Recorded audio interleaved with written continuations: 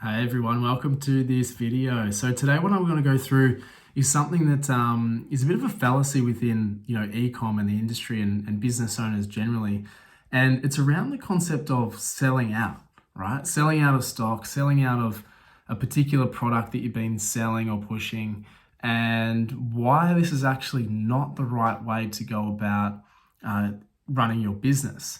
So whilst we generally think that someone will say good problems to have, running out of stock is one of the worst things that you can actually encounter within your business, because once you sell out, particularly if you have very limited products, you stop making sales. So cash flow actually stops and you're put on pause, literally, until you can get some more stock in the door, which, in this day and age at the moment, with logistics and production delays, we've seen even some of our clients wait up to 6-7 months for a particular component of their product that they're actually waiting for. So, to actually put your business on hold for that long, if you actually run out of stock, is an absolute business killer.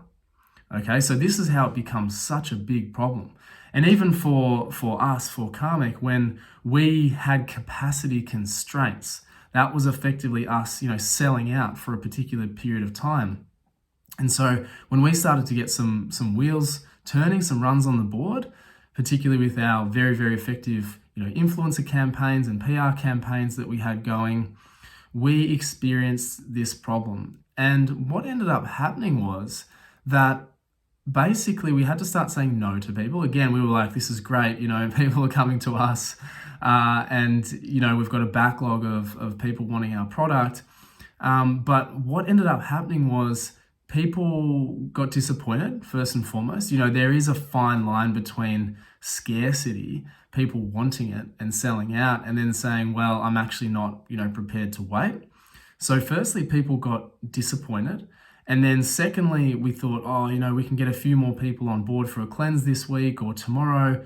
We really, really, really pushed our limits to deliver a quality product and service to these people. And so what happened internally was we actually over catered and we ended up disappointing people. So, it was either, deliveries were late, the product may not have been up to scratch that we wanted.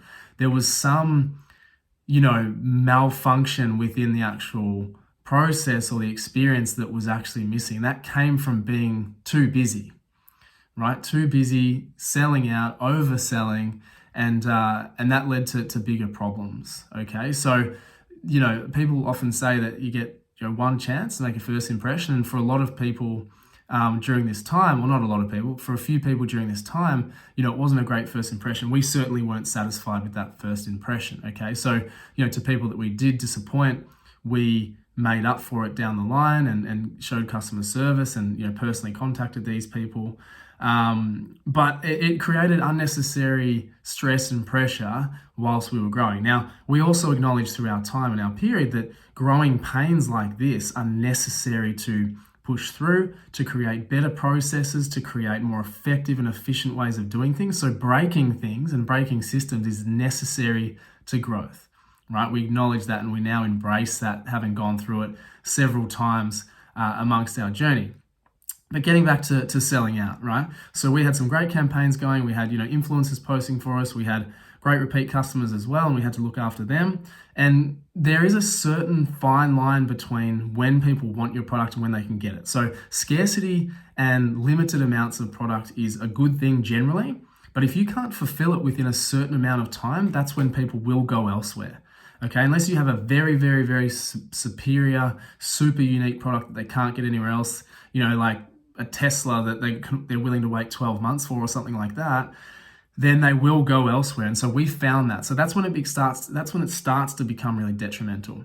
When they look elsewhere, they go to competitors maybe, and you missed that opportunity this time around at least to fulfill their order, right? And so this also leads to basically that disappointment that I sort of mentioned. And potentially if they have a good experience with like another company, you may have even lost them kind of forever.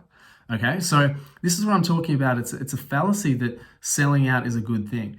after building up so much momentum, after building up so much good work with your current customers and future customers and people that want to try running these campaigns, these are kind of the lessons that we actually learn, right? So we had to come up with a solution to manage our expectations, manage our production, and manage also our cash flow, right? Because what restricted our capacity was not just the amount of hours in a day, but it was actually the amount of literal supply that we had, right? So bottles, for example, we had, only could order a certain amount at a certain period of time because of our cash flow, right? If we ordered more or ordered sooner, then we would, alleviate these problems. But if you're in this sort of business, in this game, and you hold stock, you'll know these types of barriers or restrictions that we face.